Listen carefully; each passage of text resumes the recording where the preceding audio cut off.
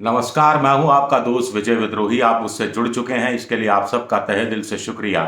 और अगले 8-10 मिनट में आपसे जुड़े रहने की कोशिश करूंगा। मेरा एक छोटा सा आग्रह है, मेरा वीडियो अगर पसंद आ रहा है तो लाइक, सब्सक्राइब और शेयर जरूर कीजिए। तो प्रधानमंत्री नरेंद्र मोदी ने कहा है कि कांग्रेस बीजेपी को 370 सीटें मिलेंगी, एनडीए को 400 प्लस सीटें मिलेंगी। ये खामख्याली है, अपने समर्थकों के बीच में उत्साह जगाने का है, या इसका वास्तविकता से कोई लेना देना है? मोटे तौर पर कुछ लोग कह रहे हैं 370 सीटों का मतलब है पिछली बार 303 सीटें मिली थी, इसमें 67 सीटों का इजाफा करना। क्या यह संभव है? ये 67 सीटें बीजेपी को कहां से, किन राज्यों से मिलेगी? कुछ विवेचना करने की कोशिश करते हैं। कुछ लोग तो कह रहे हैं कि बीजेपी के सामने ये 67 सीटें जीतने से बड़ी समस्या, बड़ी चुनौती वो 77 सीटें हारने की है, हारने की आशंका की है, जो पिछली बार बीजेपी ने 1 लाख से कम वोटों से जीती थी। और इसमें 20 सीटें तो अकेले उत्तर प्रदेश की थी। तो ये मामला 67 बनाम 77 होता जा रहा है। कुल मिलाकर अब देखिए कि 2014 में बीजेपी को जितना वोट मिला था, उससे 6% ज्यादा वोट 2019 में मिला। यानी 31-32% से बढ़कर 37-38% वोट हुआ। लेकिन 6% वोट पर 21 सीटें ही सिर्फ ज्यादा मिली। और ऐसे में अगर आप 303 से लेकर 370 पहुंचना चाहते हैं, तो पॉलिटिकल पंडितों का कहना है कि कम से कम 8 से लेकर 9% वोट आपको एक्स्ट्रा लेना पड़ेगा। क्या ये एक्स्ट्रा वोट का जुगाड़ हो पाएगा? राम मंदिर के मुद्दे पर बीजेपी खुद अनुमान लगा रही है कि 3 से 4% वोट उनका बढ़ सकता है, या पुराना वोट बैंक इंटैक्ट रह सकता है। एक सैकोलॉजिस्ट का कहना है कि अगर इंडिया भर में बीजेपी का 5% वोट एक सार बढ़ा, यानी हर सीट पर 5% वोट बढ़ा, तो बीजेपी की अधिकतम 343 सीटें आएंगी। लेकिन लेकिन इसके साथ यह भी जोड़ा गया है कि अगर बीजेपी का वोट 5% गिरा, या इंडिया पॉलिटिकल फ्रंट का वोट सामूहिक रूप से 5% बढ़ा, तो बीजेपी धड़ाम से 303 से गिरकर 223 पर पहुंच जाएगी। ऐसे में अब ऊपर से शुरू करते हैं। लद्दाख 1 सीट, पिछली बार बीजेपी बड़ी मुश्किल से यह सीट जीती थी। इस बार वहां जिस ढंग से अनरेस्ट हो रहा है, और अभी वहां पर 4 मांगे की हैं वहां के लद्दाख के लोगों ने कि यूनियन टेरिटरी बनाई जाए, लेह और करगिल नाम की 2 लोकसभा सीटें बनाई जाएं, और लोकल रिप्रेजेंटेशन हो, और औद्योगिकरण नहीं हो, ताकि पर्यावरण को बचाया जा सके। तो इसको लेकर यह सीट मुश्किल में दिखती है बीजेपी की। कश्मीर घाटी की 3 सीटें बीजेपी सपने में भी नहीं सोच सकती कि वहां जीत सकती है, उसको 1% से भी कम वोट मिलता रहा है। जम्मू की 2 सीटें, उधमपुर और जम्मू, पिछली बार भी बीजेपी जीती थी, इस बार भी बीजेपी निकाल जाएगी, इसमें कोई शक नहीं होना चाहिए। लेकिन पंजाब की 13 में से बीजेपी ने अकाली दल के साथ मिलाकर 4 सीटें जीती थी। इस बार अकाली अलग है, बीजेपी अलग है, दोनों के बीच में मेल मिलाप की कोशिश हो रही है।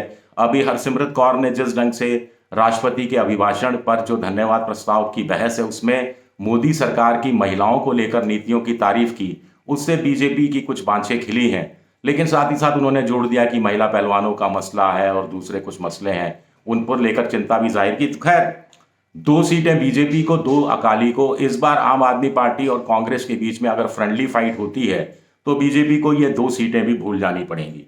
हिमाचल प्रदेश में 4 सीटें थी, इस बार हिमाचल प्रदेश में कांग्रेस की सरकार है, तो हो सकता है 1 सीट, या हो सकता है 2 सीट बीजेपी गंवा दे।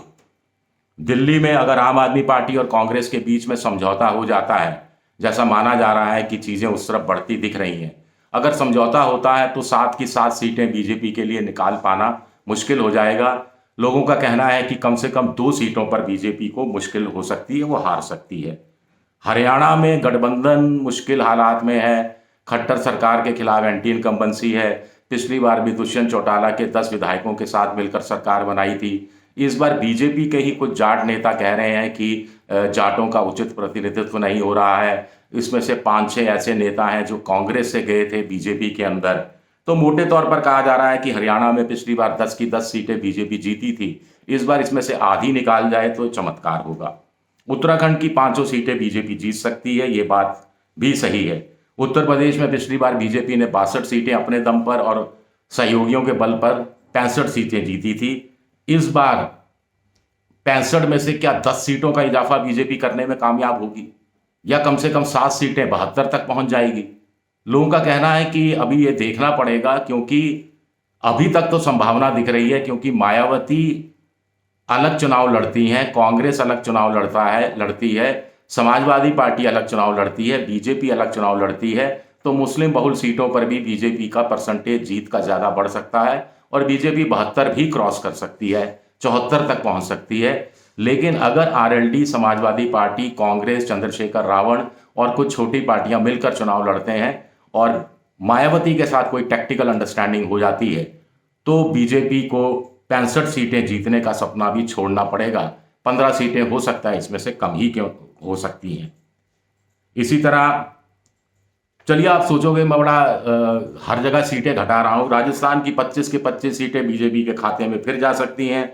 गुजरात में 26 की 26 जा सकती हैं। मध्य प्रदेश में पिछली बार एक सीट कम थी, हो सकता है कि एक सीट और मिल जाए, हो सकता है 29 की 29 सीटें मिल जाए।